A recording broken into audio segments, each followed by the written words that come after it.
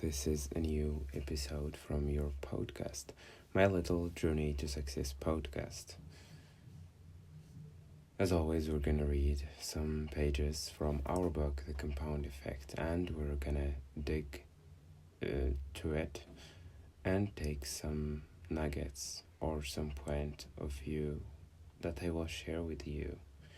Also, some ideas from the book and some ideas from my perspective too. Here we go, and here we start. A few years ago, my wife's doctor required she cut out caffeine from her diet for several months. We both love our coffee, so if she was going to have to suffer, I decided it was only fair that we do it together. We first went to 50-50, 50% decaffeinated and 50% regular for a week. Then 100% decaf for another week. Then Earl Grey decaf tea for a week, followed by decaf green tea. It took us a month to get there, but we didn't suffer even a moment of caffeine withdrawal. No no headaches, no sleepiness, no brain fog, no nothing.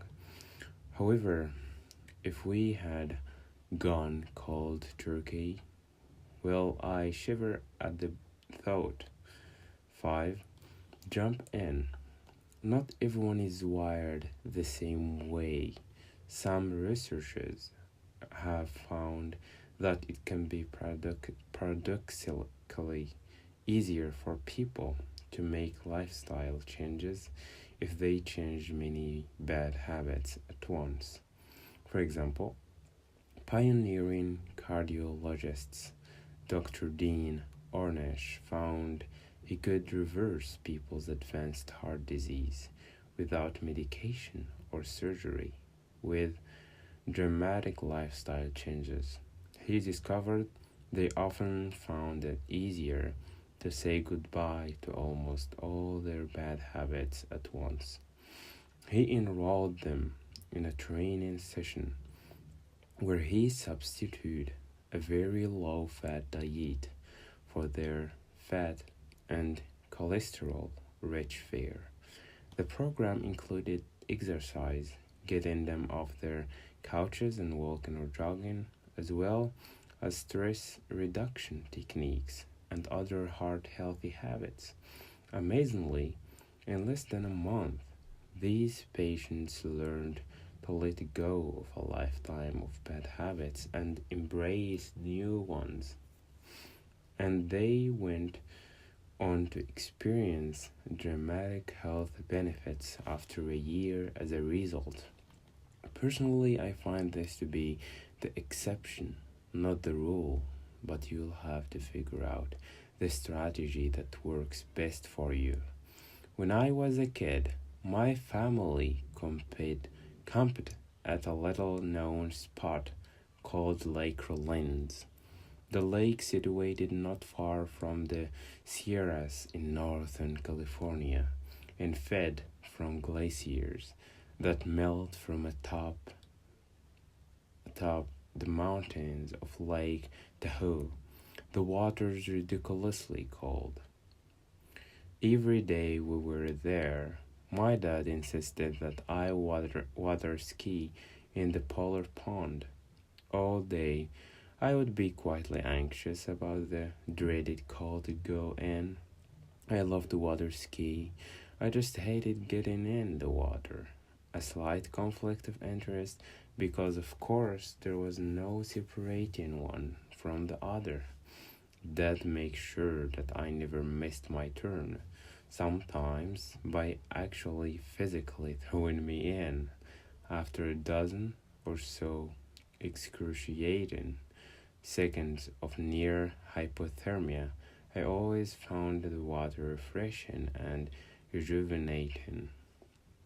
My anticipation of getting in the water was actually worse than the reality of just jumping in.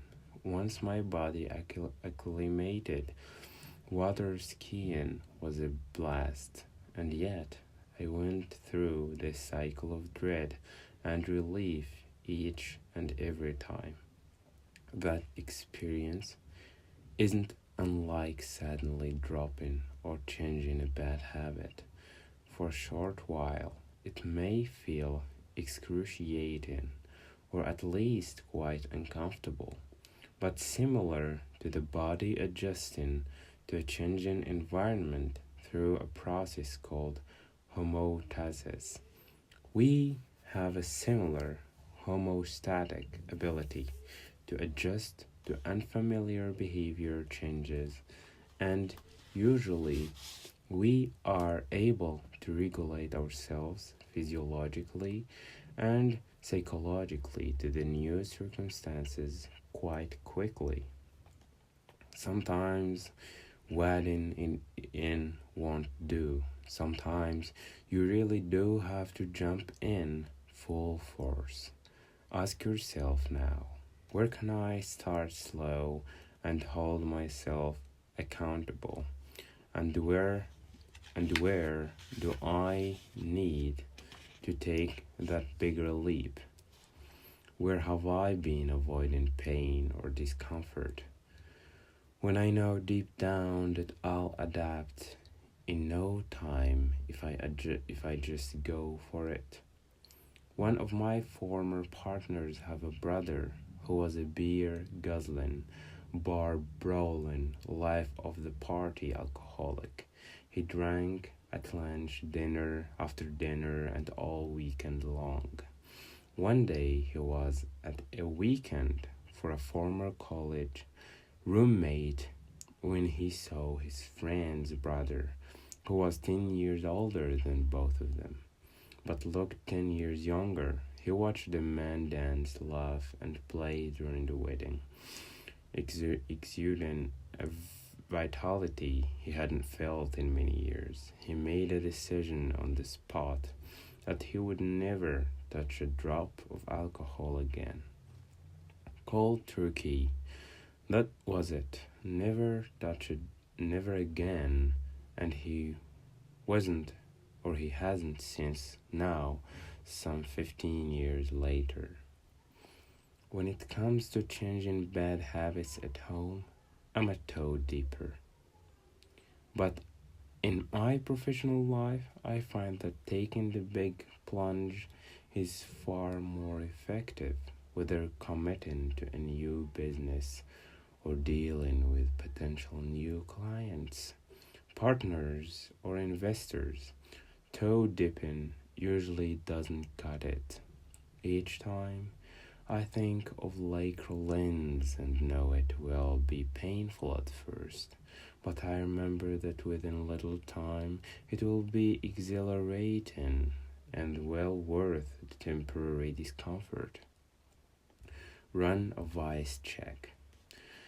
I'm not suggesting you cut out every bad thing in your life.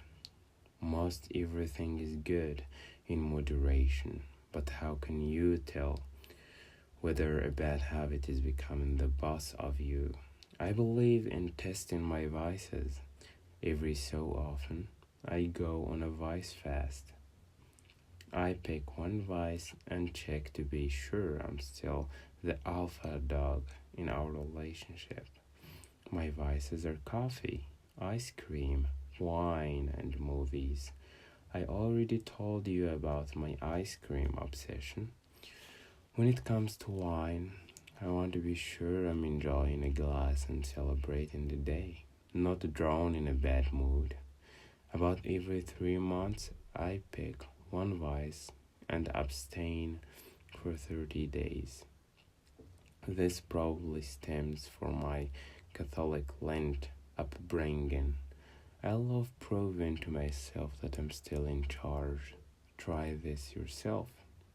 Pick a vice, something you do in moderation, but you know doesn't contribute to your highest good, and take yourself on a 30-day wagon run.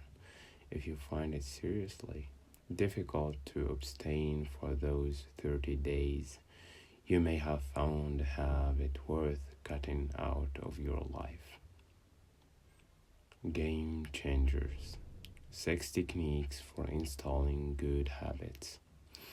Now that we have helped you eliminate the bad habits that are taking you in the wrong direction, we need to create new choices, behaviors, and ultimately habits that will finally take you in the direction of your grandest desires.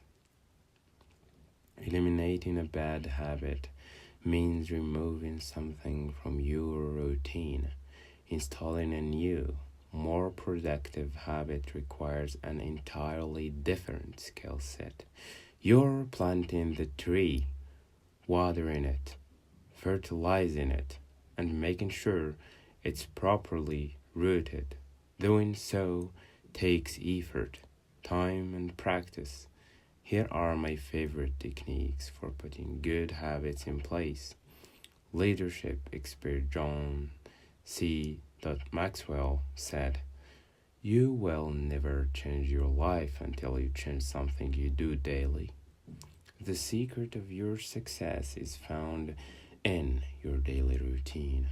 According to research, it takes 300 instances of positive reinforcement to turn a new habit into an unconscious practice. That's almost a year of daily practice.